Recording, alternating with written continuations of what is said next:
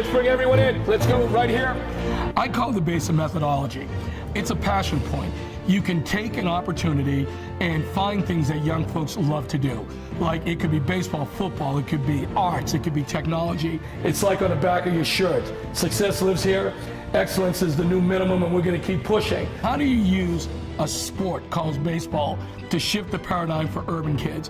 I got into this to really change the trajectory for Black and Latino boys. There was a lot of drugs being passed around, a lot of violence, and it just wasn't like a good place for somebody to grow up. It's easy to just, get into gang and violence and all this other stuff. I actually lost a lot of guys that I actually know. We talk about baseball as a carrot to get young men to think about the bigger things that they're able to accomplish in their lives. But here's the key.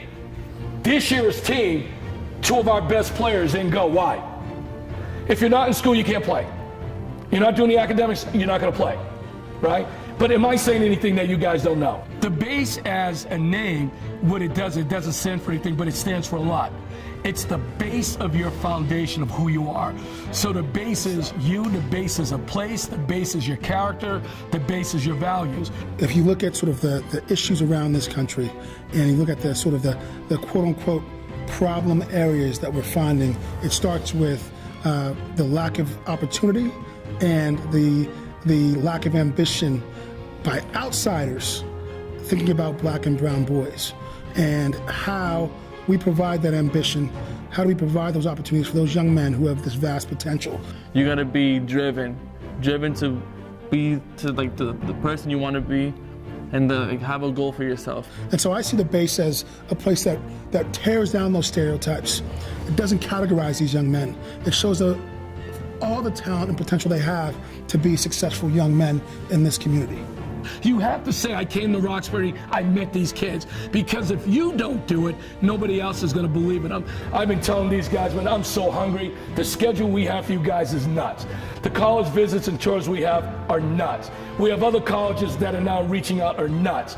And as I said at the banquet, every single one of you guys that decide you want to go to college, you should be able to go for nothing.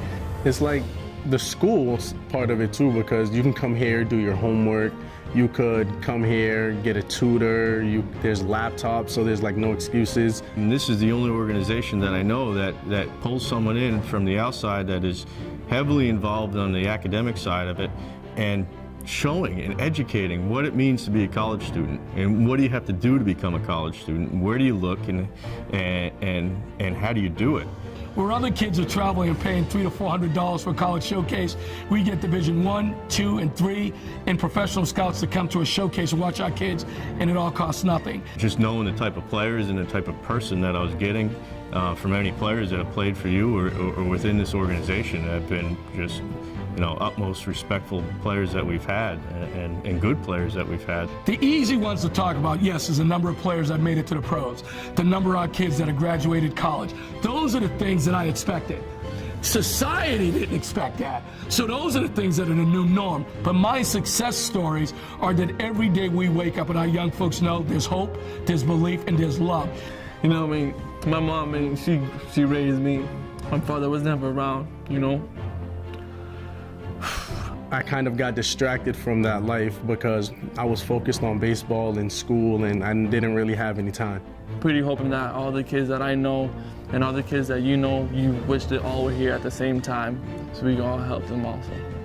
I stand here because of people who looked at me, for a mom who had 6 kids by the age of 23, whose dad was gone at 9. All the things that somebody in society said was supposed to hold me back, we fooled them all. Because what my mom did is she raised us with love, she raised us with pride and dignity. If they're stuck in their neighborhood and they only know what they've learned from their surroundings, they're not going to know that there's so much more to life.